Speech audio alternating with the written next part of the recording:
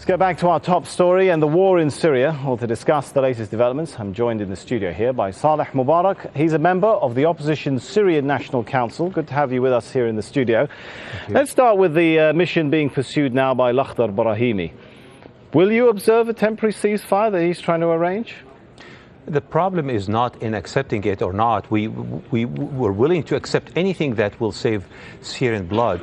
The problem is in the guarantees. We simply don't trust the regime, and we don't see international guarantees that this will be honored from the other side, from the regime side. The regime says the same thing about the opposition, though. Well, then let's bring foreign force as a intervention, and I think the number that... But you know very well that's not going to happen. We've seen what's happened in the Security Council with any attempt to get international involvement in that conflict. It's vetoed. You're right, and it's vetoed by the allies of the regime, which is Russia and China. We've never had a problem with a third party observing what's going on the ground. Remember that this regime kicked all the journalists who are not loyal to the regime out of Syria. So they don't want any neutral third party to be there and observing whether that third party has power to stop the aggression or not. So what is the alternative then? What is the route that's left for you?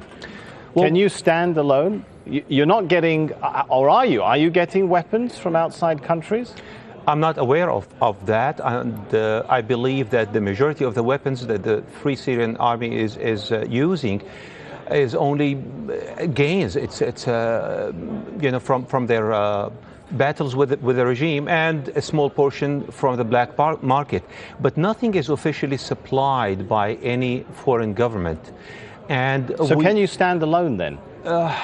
It's a good question. I think the indications on the ground are going in favor of this Free Syrian Army and the revolution.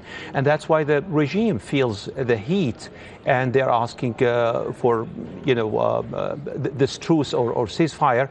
And just minutes before we started this conversation, we yet another jet was downed by the rebels.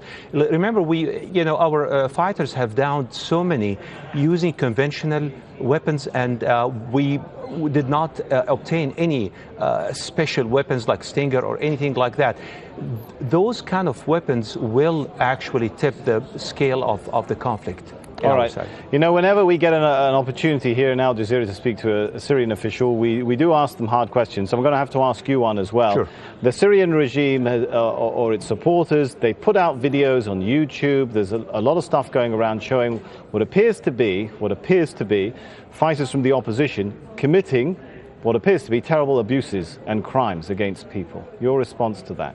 Well, my response is, first of all, why don't you let a third party, and we said it many times, international organizations, and some of these international organizations have criticized some of the practices of the Free Syrian Army, and that's why there was an honor protocol that they said. And I'm not claiming that it was observed 100%, but I'm saying that the overwhelming majority of these crimes have been committed from the other side, from the regime. It doesn't make yours okay, though, if your forces I agree, are but committing anything. there was no, from the Free Syrian Army, never an accusation of rape, never accusation of killing children, never an accusation of mass murder. Those kind of war crimes that only the regime was accused of. All right, well, there's plenty more to talk about. We're going to have to leave it here for now. Thanks so much for coming in. My pleasure.